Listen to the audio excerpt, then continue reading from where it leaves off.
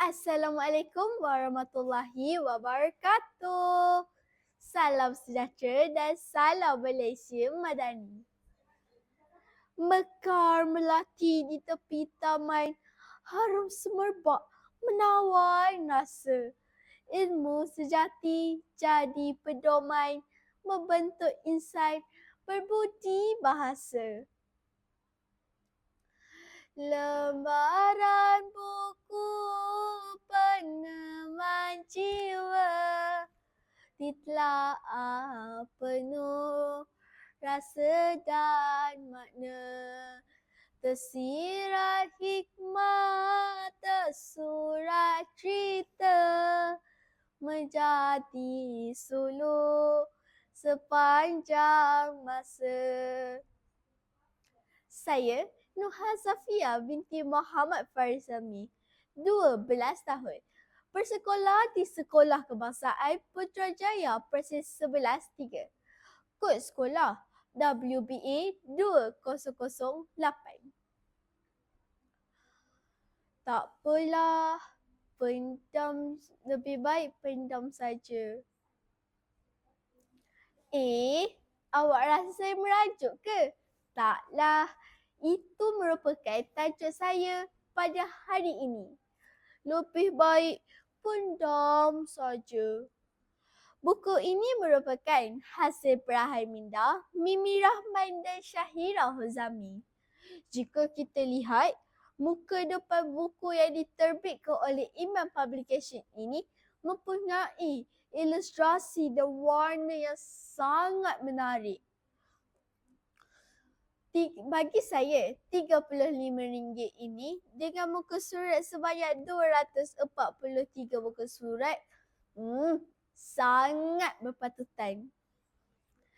Karya ini merupakan naskah yang syarat dengan emosi dan konflik dalaman manusia.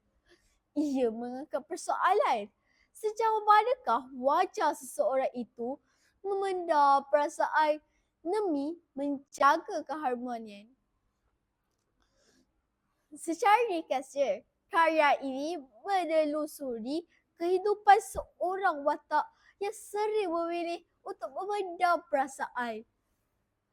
Segala kesedihan, kekecewaan dan tekanan disimpan rapi. Namun begitu, apa yang dipendam akhirnya menjadi beban yang tidak lagi mampu ditanggung. Hadirin yang budiman, karya ini bukan setakat cerita biasa, tetapi cerminan realiti kehidupan manusia. Antara nilai yang dapat kita pelajari ialah: pertama, kepentingan mengurus emosi dengan bijaksana. Kedua, keperluan berkomunikasi secara terbuka. Dan yang ketiga, kesedaran bahawa memendam bukanlah jalan penyelesaian yang baik. Pada hemat saya, kekuatan utama karya ini terletak pada keupayaannya yang menyentuh jiwa pembaca. Pembaca bukan sekadar membaca, tetapi turut merasai setiap konflik yang dialami oleh watak.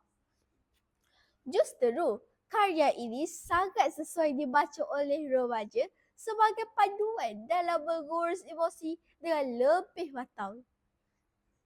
Sebagai penutup bicara, izinkan saya mengakhiri dengan serangkap pantun. Burung merpati terbang ke hulu, hingga sebentar di pohon cemara. Ilmu dicari sepanjang waktu, menjadi bekal menuju sejahtera. Akhir kata, semoga karya ini memberi manfaat kepada kita semua. Sekian, terima kasih. Wabillahi taufiq wa hidayah. Wassalamualaikum warahmatullahi wabarakatuh.